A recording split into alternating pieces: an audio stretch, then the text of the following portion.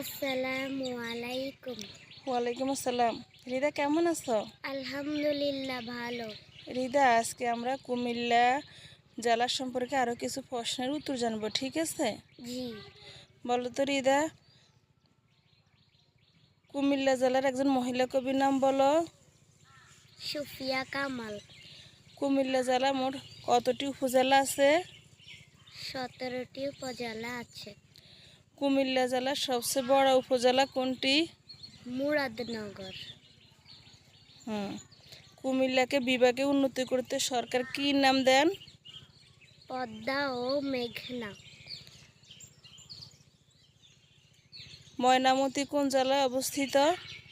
কুমিল্লা জেলায় অবস্থিত। কুমিল্লা জাদুঘর কি নামে পরিচিত?